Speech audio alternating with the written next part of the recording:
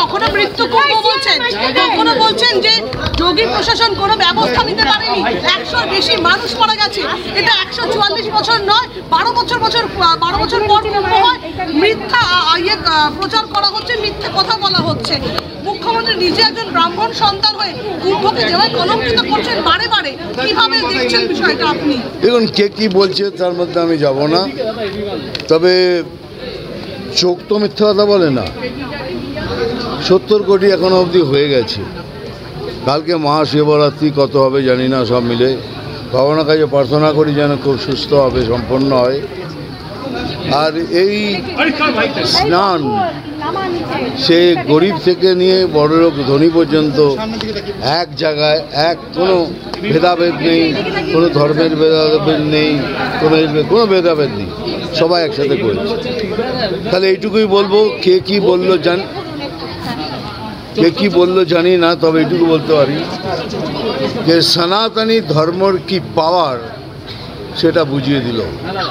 गर्व से कहो कि हम सनातनी है।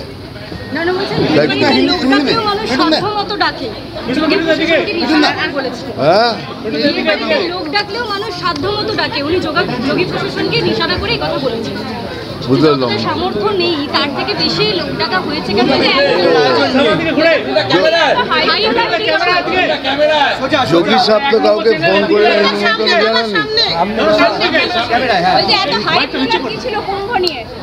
কুম্ভ নিয়ে হাইপ তোলার কি ছিল, কে কি বললো বলতে পারবো না। হাইপ তোলেনি, হাইপ উঠে গেছে আর অটোমেটিক উঠে। আর যোগী সাহেব কাউকে ফোন করে বলেননি তোমরা এখানে এসো, সবাই মন থেকে এটা একটা পূর্ণ জায়গা, পূর্ণ কর্ম। আবার বলছি, সনাতনীর কি পাওয়ার, সনাতন ধর্মের, সেটা দেখিয়ে দেওয়া দেখতে পেলেন। তাহলে একই বলছি कि गर्व से कहो कि हम सनातनी।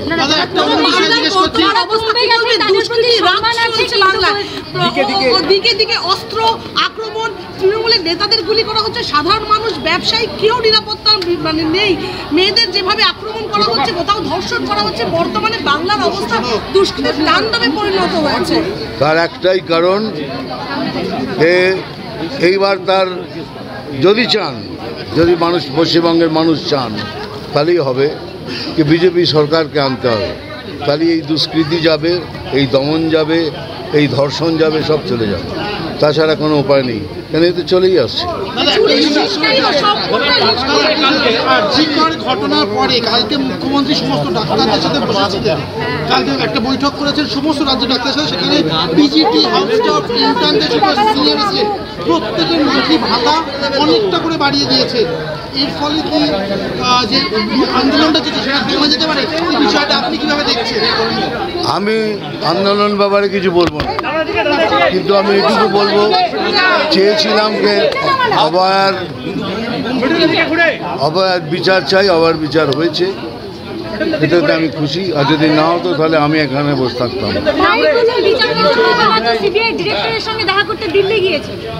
তো চান তো যেটাই হোক, বিচার হোক, বিচার শেষ অবধি দেখবো, না হলে বলো আমরা রাস্তায় নামবো। মহাকুম্ভটা হিন্দিতে,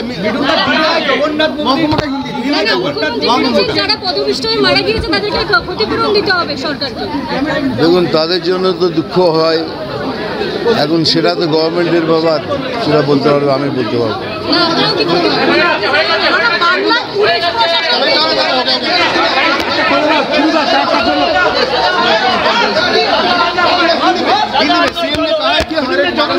हिंदी में क्या बोलूं, बताइए।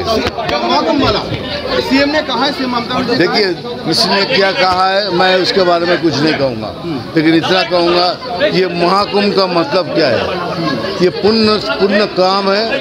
सब पुण्य काम के लिए गरीब से लेके एक धनी तक सब ने वहाँ इस पानी में डुबकी मारे, सब ने डुबकी मारे। क्यों मारे? क्योंकि पुण्य कमाना है। बाकी रह गई बात दूसरे की, और दूसरे की करे, लेकिन हम बोलेंगे कि सनातनी धर्म का क्या पावर है, ये आप लोगों ने देख लिया है। खाली इतना ही बोलूँगा कि गर्व से कहो कि हम सनातनी। সবাই মিলে আসুন, এগিয়ে আসুন। এই ছোট্ট মানে ফুলের মতো মেয়েটাকে যদি পারেন তো আমরা সবাই মিলে বাঁচাতে পারি। তাই অনুরোধ রইল, যদি কিছু সবাই মিলে গিয়ে এসে করেন, খুব ভালো হবে। আমরা তো রইলামই। দেখুন, আমি ঘুরে এসে 1 লাখ টাকা দিয়ে দিলাম আর থ্যাংক ইউ বলে চলে গেলাম, সেই কাজ করব না বলেই এসছি। সেটাকে পালিয়ে যাওয়া বলে, এলাম দিলাম দেম চলে গেলাম। কিন্তু সেটা করব না বলেই এখানে এসছি সবাইকে অনুরোধ করতে, কে সবাই মিলে আসুন, সবাই মিলে করি। একটু একটু করে করলেও হয়ে যাবে, কিন্তু দয়া করে সবাই মিলে আসুন, এগিয়ে আসুন, মেয়েটাকে বাঁচান।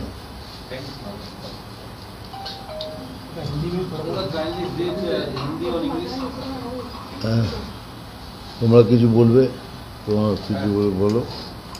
নমস্কার, আমি সীমা মণ্ডল। আমার বলতেও আমার হাত পা কাঁপছে। আমার পাশে যিনি বসে আছেন আমার ঈশ্বরের দূত হয়ে উনি এসেছেন। আমি নিশ্চিন্ত ওনাকে পেয়ে যে উনি এসেছেন, আমার আর কোনো চিন্তা নেই। আমার মেয়ে ঈশ্বরের আশীর্বাদে আমি ওকে বাড়ি ফিরিয়ে নিয়ে যেতে পারবো, এইটুকানি আমার বলা। উনি আমাকে আশীর্বাদ করুন, আর সমস্ত ভারতবাসীর কাছেও আমি আশীর্বাদ চাইছি যাতে আমি আমার আদ্রিতিকে আমি ফিরিয়ে নিয়ে যেতে পারি সুস্থ করে বাড়িতে, এইটুখানি আমার বলা। कि ऐसी बीमारी है कि मतलब मैं भी सुन के चौंक गया हूँ। इसीलिए सभी से अनुरोध है कि अगर हम लोग सब मिलके थोड़ा करके सब मदद करें तो ये लड़की बच जाएगी। और तो है ऐसी छोटी बच्ची, अगर हम चाहें तो रिदिका, पुष्मिता दोनों है, सोनारपुर रानाहाट के, सब मिलके अगर करें तो ज़रूर ये लड़की बच जाएगी। तो इसीलिए सबसे अनुरोध करने के लिए आया हूँ। अगर आप लोग सब मिलके करें तो बहुत बेहतर होगा। सब पूरे बंगाल को, पूरे भारतवासी को सबसे अनुरोध करता हूँ कि आप लोग सब आए, थोड़ा करके करें। बहुत पैसे की ज़रूरत है। Thank you. বাবা কিছু বলবে? দাঁড়িয়ে বলুন, দাঁড়িয়ে বললে পাবে না।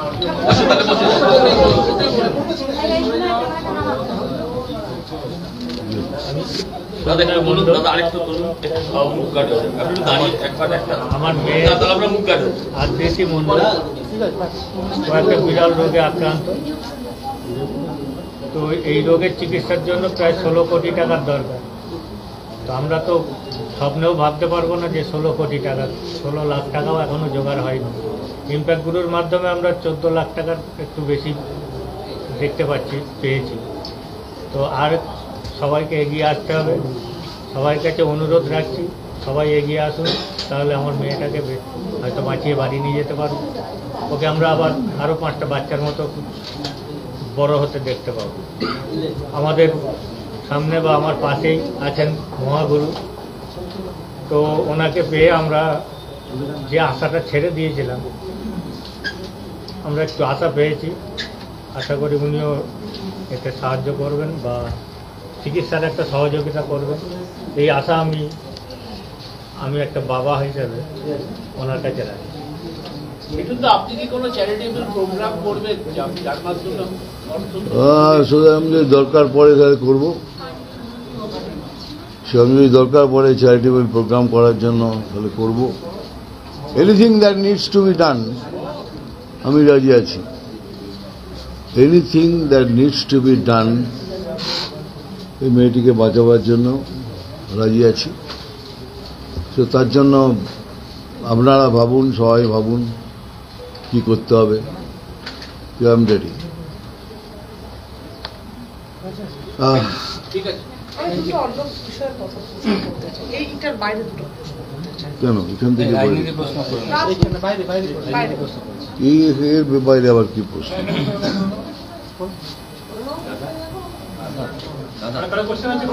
কি প্রশ্ন?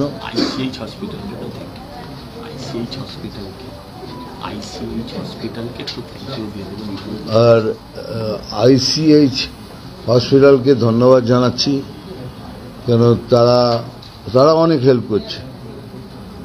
তারা যদি হেল্প না করতো তাহলে এতদিনও হয়তো আদিতি এখানে থাকতে পারতো না। এই জন্য ধন্যবাদ স্যার আপনাদের সবাইকে। আমরা সমস্ত রকম সাহায্য করবো আমাদের যতক্ষণই সামর্থ্য আইসিএইচের তরফ থেকে। আমি বলছি আমার ডাইরেক্টরকেও আমি বলেছি, ডক্টর অপূর্ব ঘোষ, তিনিও বলেছেন সমস্ত রকম সাহায্য আমরা করবো যাতে বাচ্চাটি বাস এর থেকে বেশি স্যার কি চাইবো? আমাদের যতক্ষণই সামর্থ্য আমরা ডেফিনেটলি করবো। কি বুঝবেন জিজ্ঞেস করুন করুন, এর বাইরে কি আর কি জিজ্ঞেস করুন? ডাক্তার রয় আছেন প্রিন্সিপাল, যদি তাকে কিছু জিজ্ঞাসা আছে।